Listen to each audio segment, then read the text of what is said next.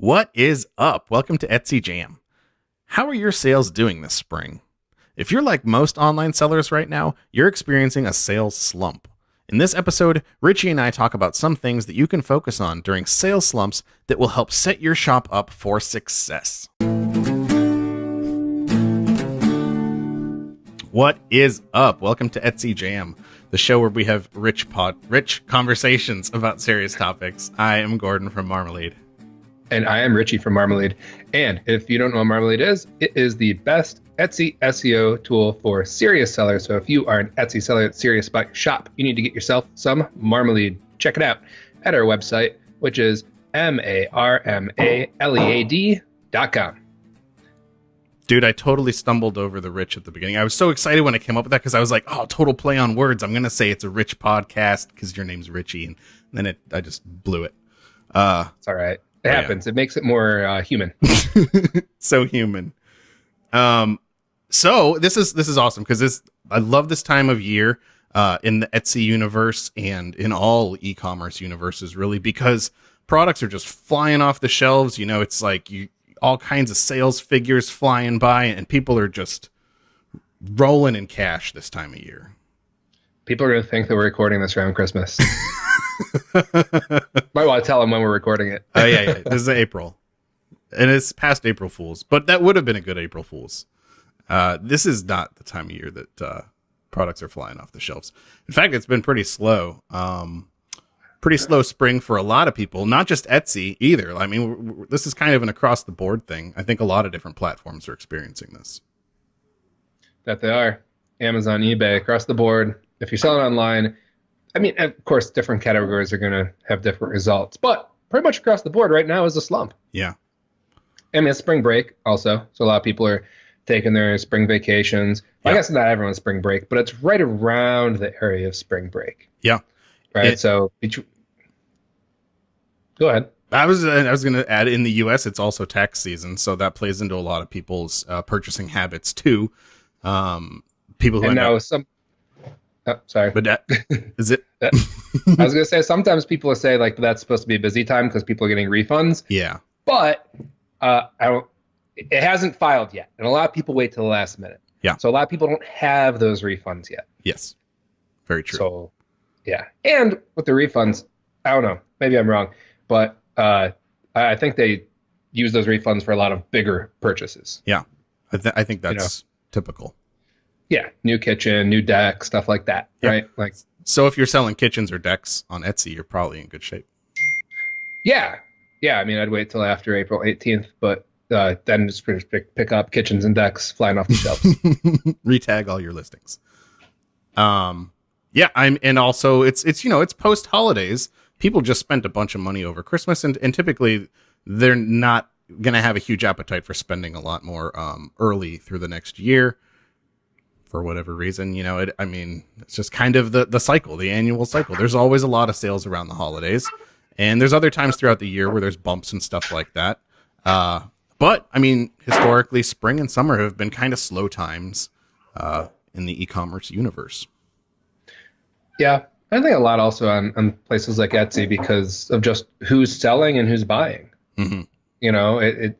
I think it tends to be a lot of the same people who are going to be busy for summer. I mean, just even, people with older kids, even like high school age kids. I'm talking to some of those guys and, they've got all sorts of summer plans. They're like, yeah, busy summer. And it's like, oh yeah, this week we're going here. This week we're going there, visiting relatives here and there. Busy. Not doing a lot of talking about the kind of mundane routine, hanging out at home, doing some online shopping kind of thing. I think that's why people do, aside from, Christmas and stuff like that, when you're kind of cooped up in the house for the winter and colder fall months or like the rainier season, right? Like you kind of get antsy and you kind of go, you're like, oh, it would really make things a lot better if I bought that one thing I saw online that one day. Yeah. Yeah, exactly. And I mean, that's a good point too. The change in seasons, it's getting warmer a lot of places. People are getting more into going outside and doing stuff. And not like that nesting kind of mood that a lot of people have through the winter and in the fall. I know that in the Southern Hemisphere, it's turning into fall and winter, but I'm thinking, Northern Hemisphere, Europe, North America, stuff like that. Right. Agreed. So yeah. So that like now we kind of talked a little bit about why, there's a little bit of a slump here over the spring and the summer, but I don't know, what do we do about it? Like if you find yourself in this situation, which if you're selling online, you're probably finding yourself in this situation. We know our Facebook group has multiple threads about this. Side note, join the Facebook group. The Etsy forums are full of conversations about this. It kind of seems to be also tied with the fact that Etsy, it has been talking a lot about search updates and stuff like that. And people kind of have this notion that Etsy is doing a whole lot of work on their SEO right now and changing a whole lot of things around. So I think a lot of it gets attributed to that when, in reality, I think it's bigger than that. But there's a lot of conversation about this. So, what do you do as a seller during a time period where stuff is really slow? Note, correlation versus causation.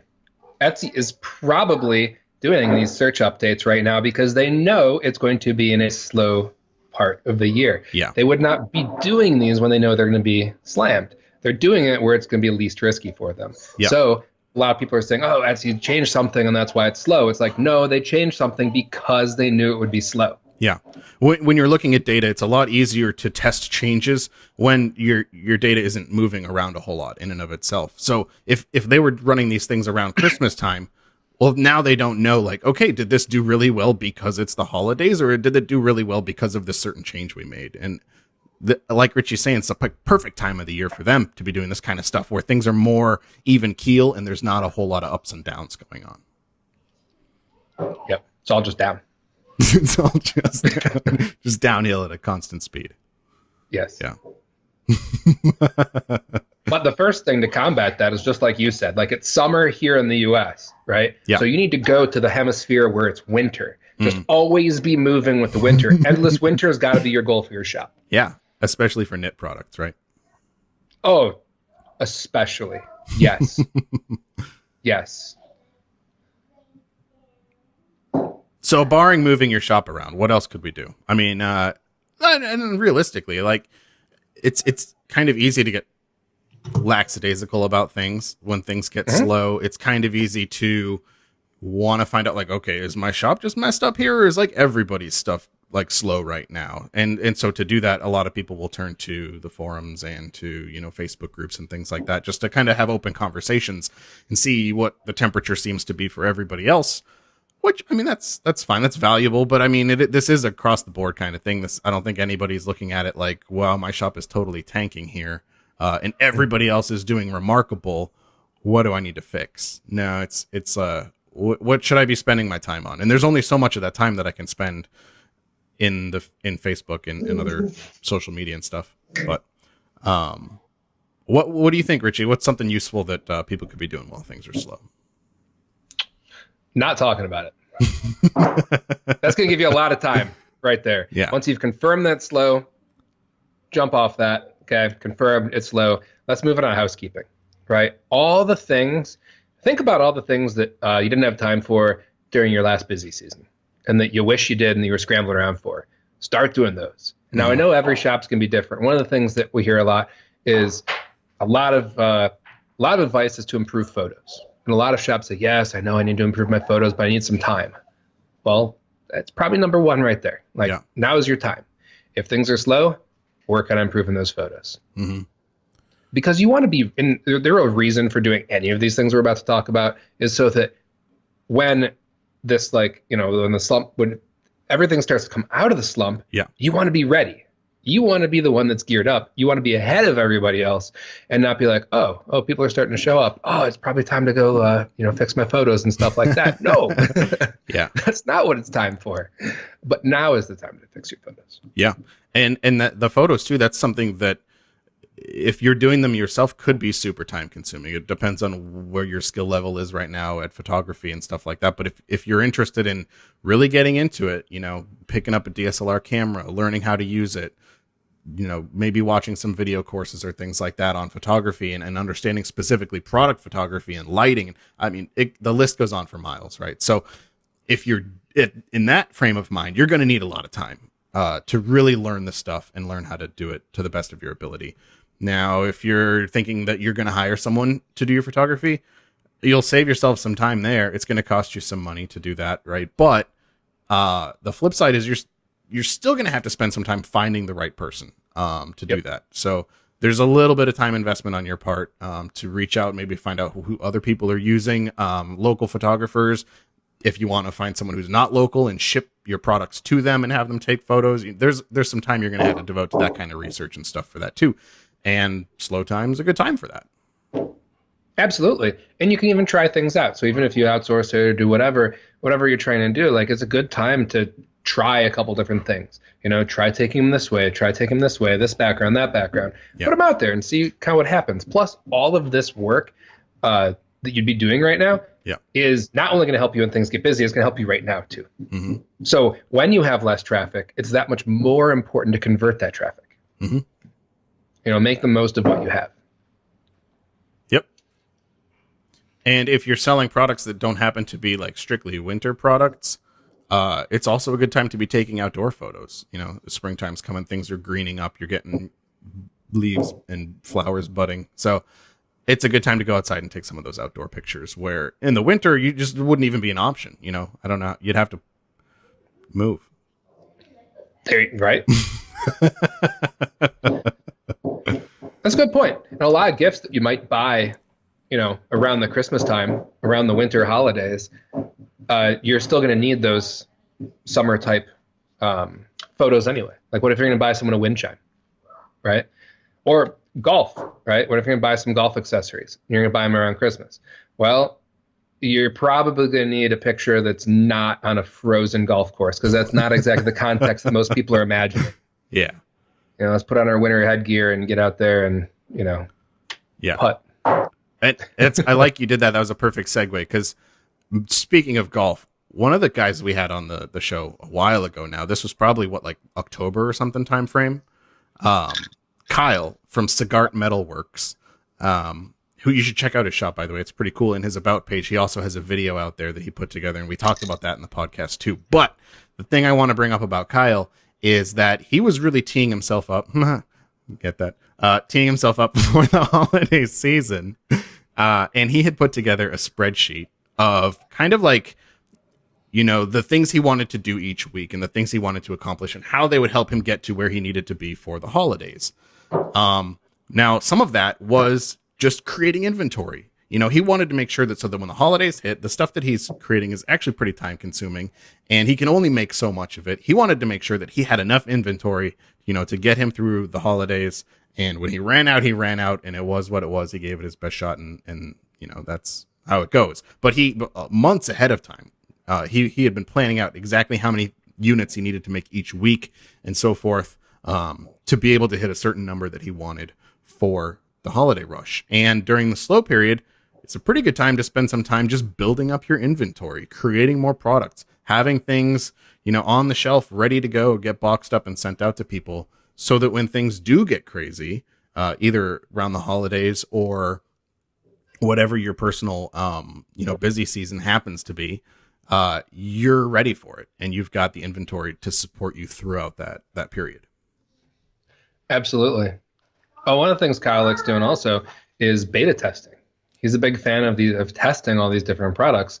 So he's sending things out to people because he wants to make sure that anything he sells is really going to, the type of product he has, he wants to really make sure that people love these things and they withstand the test of time. They're rugged enough to, withstand use. Well, right now you've got time to go talk to those different people, whether it be friends, family, past customers, be like, hey, can you put this thing through its paces?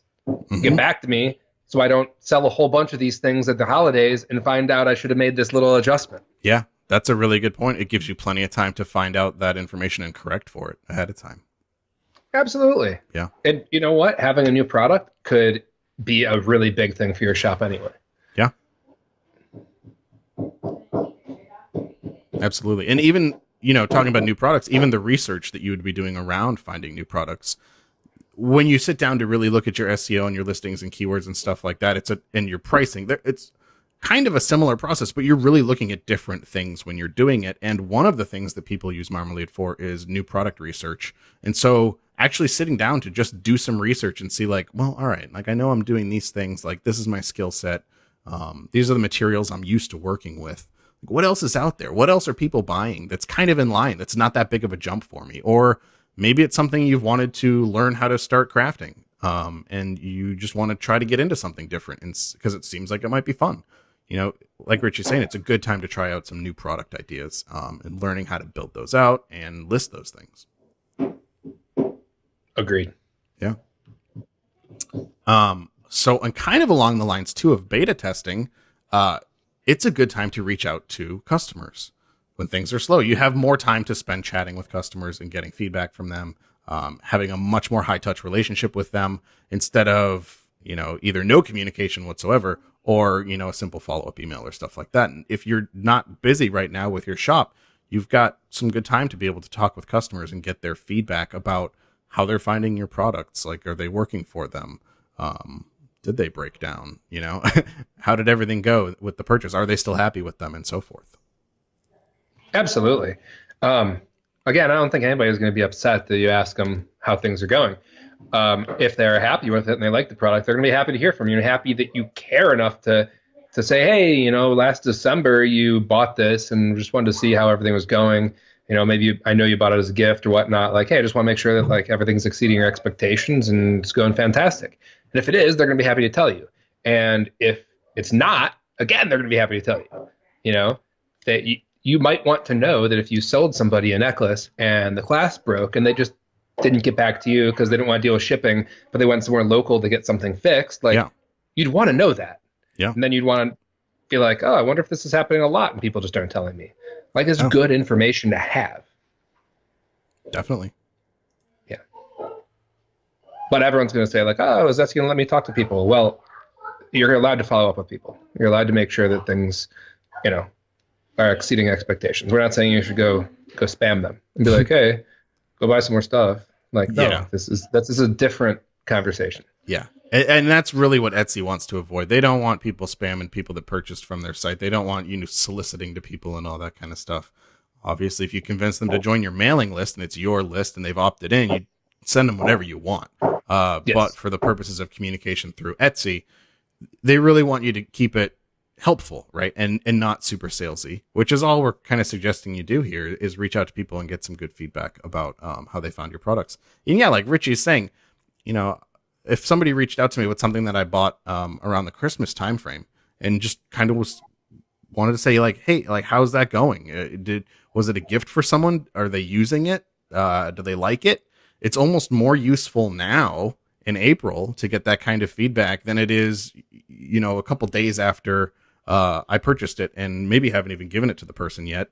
And they certainly haven't had a chance to use it. So waiting that extra bit of time, you might get some more feedback about your products and how they've been received, like in the long run, versus when they haven't really had a chance to use them yet.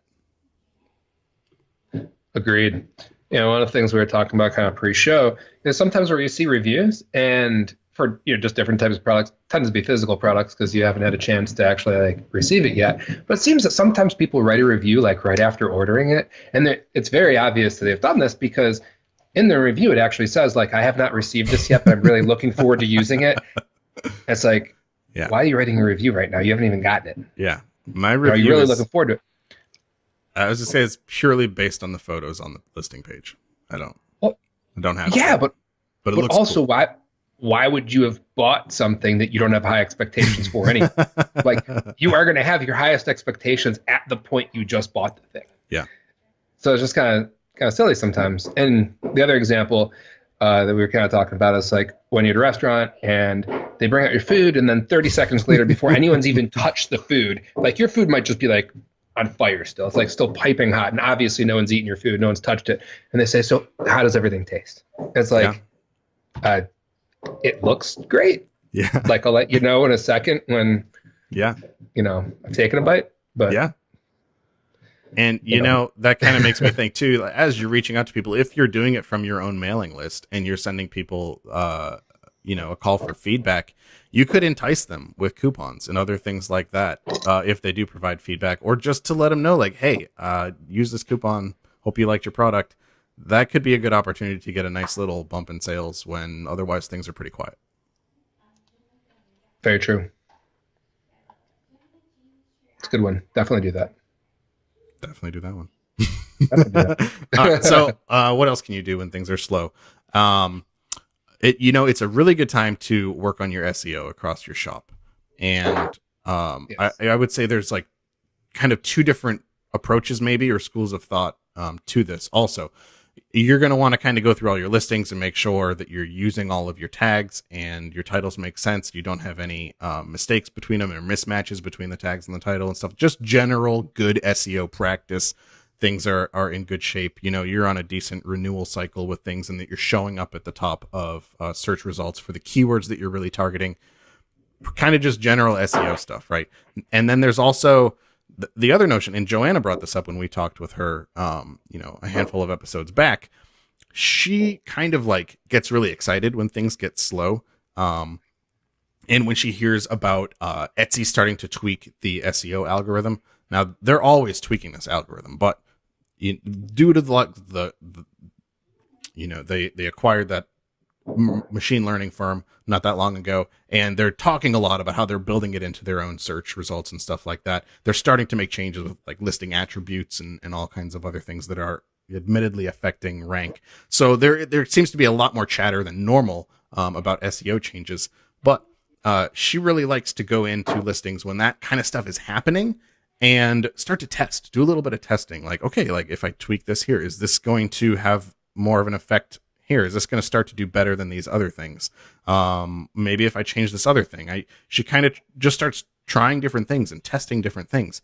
And you certainly don't want to be doing that during, your busiest season of the year, when you're running the risk of not doing well in search because you're trying something out on a handful of listings, right? You kind of want to have that all figured out ahead of time and tee yourself up to do well throughout that season. But when things are slow right now, it's a really good time. This is when Etsy's doing, a lot of their testing. We talked about before with the baseline of not a whole lot of peaks and valleys through this time of the year. It'd be a good time for you to use that same method and look at your shop stats inside of Etsy and do some testing. Now, don't go through and like change all of your listings over, right? When you do this, you want to kind of go like a chunk at a time, maybe like 5 to 10 things at a time, and then see how those perform compared to your other things for the same time period and stuff like that.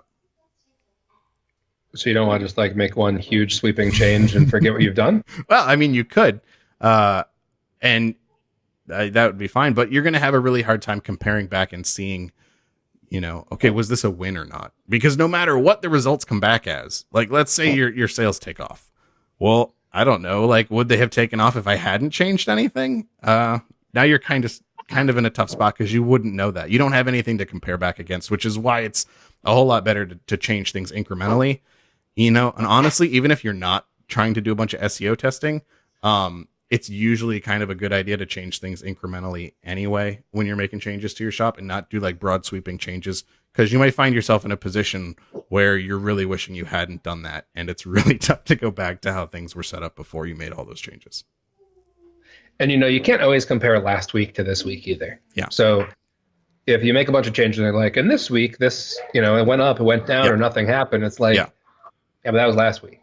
Exactly. This is this week. Things are completely different. Yep. Last April, different than this April. Yep. I don't know about you, but I feel like a few things have happened in the world in the last year. Yeah.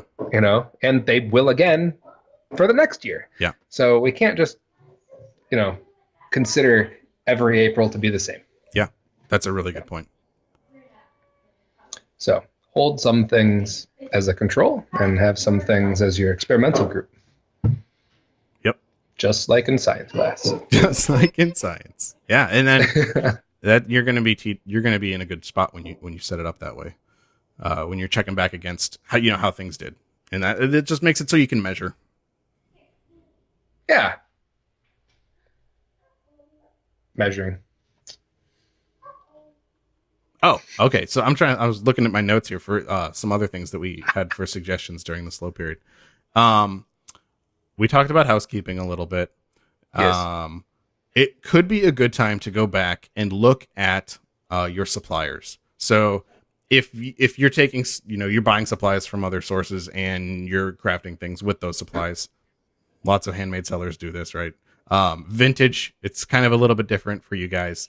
Not quite the same thing, but if you have a supply chain, if you have people that you normally go to buy things, now is probably a good time to kind of like look at that and revisit that and say, am I getting the best deal on these things? Maybe I've been selling a whole lot more than I used to, and my purchases have really been kind of increasing. And now if I switch over to this other supplier, it's actually going to be cheaper over here for me. Whereas before with my sales volume, it really wasn't.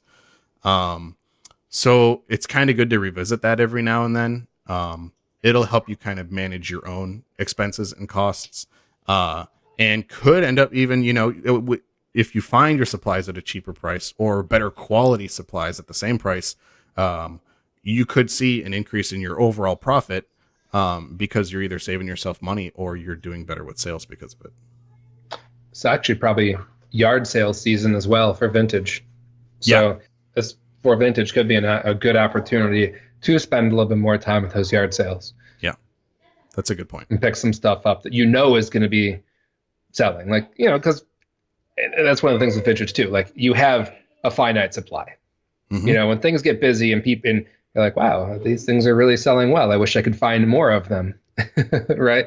You can't just necessarily call a couple suppliers and be like, hey, I need you to make a couple more of those. Yeah. 20 years ago. Yeah, it's not that easy usually. Although who knows, man, with 3D printers and stuff now, they could do anything. Right? Yeah. I need you to print me something that's 20 years old.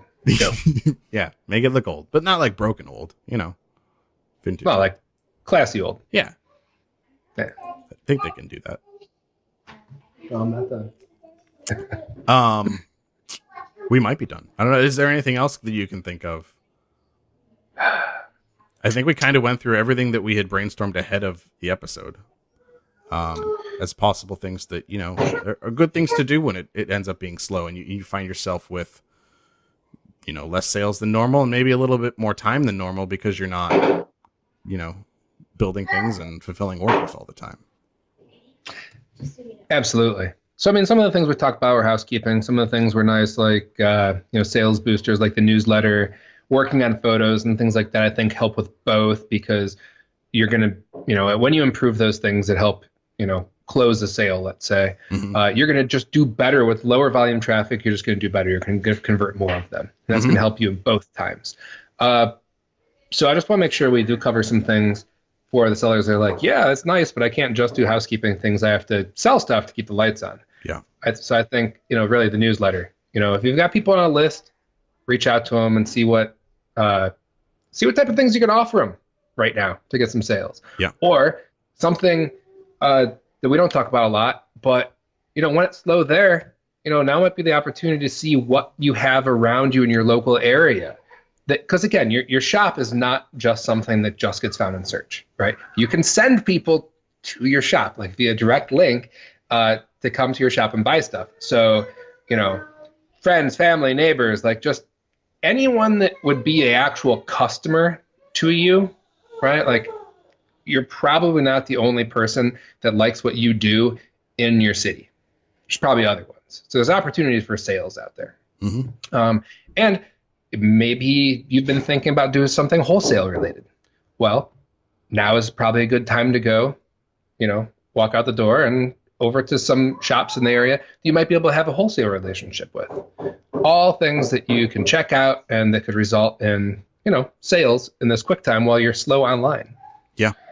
I mean, you're probably gonna be slow there too, but at least you'll have more channels. Yeah. Yeah. That's a good one. As you were talking, I was thinking back to the Makers Biz Summit and some of the conversations and talks that they had there. Any of those things, really, if you're ever interested in implementing any of those, it's usually a good time to do it during the slow period. Two things that come to mind for me anyway. If you are not set up as a company, right? If you're just kind of doing this on your own here, could be a good time to look into, registering as a legit business. And you could end up saving yourself some money on your taxes the following year by deducting a lot of your business related expenses. There you go. Yeah. And that's not a simple process, right? I mean, it's not terrible, but it's going to take a chunk of time, and it's not something I would want to do during my busiest season. Right. Something else you can do kind of along the lines of SEO, revisit your pricing and where your listings are priced at. So again, you can use Marmalead for this too. It's kind of the same process of going through your keywords and seeing where things are at. But there were a couple really good talks in the summit about market-based pricing. I know we have some resources on our site about market-based pricing. If you're not doing it, you should be doing it. So check that out and familiarize yourself with that if that sounds like a foreign term to you. But it's a good time to kind of go through, see where you're at, and see where you're positioned against your competition. You should have an idea in your head if you want to be showing up as, kind of like the budget, like I'm a bargain item here. Like a lot of people buy me because I'm cheaper than other things. Or if you want to really be targeting that kind of that premium niche of like, I'm more expensive. People often associate that with a little bit higher quality. Even if it doesn't end up being higher quality, there's a psychological thing there. But if you're making sure that you're picking good, core components that are going into your items, and you really do feel like you're a premium product, you're investing a lot in your shop and your product and your photos and all that kind of stuff, and you want to present yourself that way, go through and make sure that your prices are consistent with that, and that it is like communicating the right thing to anybody who's searching for you in whatever keywords they're using to find you. Makes sense. So yeah, those 2 little bonus ones. Nice. Good bonus. But yeah. But stay off Facebook. Stay off the forums. It's easy to spend a lot of time there. And it's cool to stay on top of things. But you don't want to let your entire, workday get sucked up by something like that, which is so easy to do. And if you kind of like just take a step back and refocus where you're at, and we just threw, I don't even know how many different things at you as possibilities, whichever ones happen to stick with you and seem like things that you think you could benefit from or things that are interesting to you, check those things out and make sure you're devoting the amount of time that you want to those things and aren't getting kind of like just falling into this trap of social media and the forums. Exactly. What you focus on expands. So focus on what you want to happen, right? Don't focus on being slow. Don't focus on things like that. Focus on positive things. Focus on growing. And that is exactly what will happen. I mean, it really all just comes down to how you're spending your time. Yep. There you go. Yep. Any closing thoughts of wisdom other than that? I feel like that was it. Okay. I thought that was a good one. All right. Could have been that good. You asked for another one. I didn't know if you wanted to do something else, but that was good. All right. I don't know. You're going to have a tough time topping your do less, be more. That was good. That was good. It's all relative. I don't know. I'll work on it next time. All right. Well, that's what we got. So, let us know what you guys end up doing, what you end up deciding to work on, what you find valuable to you. I'd love to hear, more conversations about, what people are doing throughout this time of year. And, things are going to pick up. Things will come back around. It's not like Etsy's going to go away. It's not like they're going to destroy their traffic because of whatever search engine optimization changes they make on their end. They're very careful with that sort of stuff, and they do a lot of testing around it too. So, agree. it'll bounce back. It's just this time of year, and as long as you're spending your time on the right things, you're gonna set yourself up to have exponential increase in sales throughout the rest of the year when things really start to pick up, especially versus the people who ended up not doing that kind of stuff. Absolutely. Yeah, do what everyone else is not doing, and then you're going to get results that no one else is getting. There you go. That was awesome, man. Thank you. There we go. All right, now I feel like we can end it. Good. All right, well, we will see you guys next time on Etsy Jam.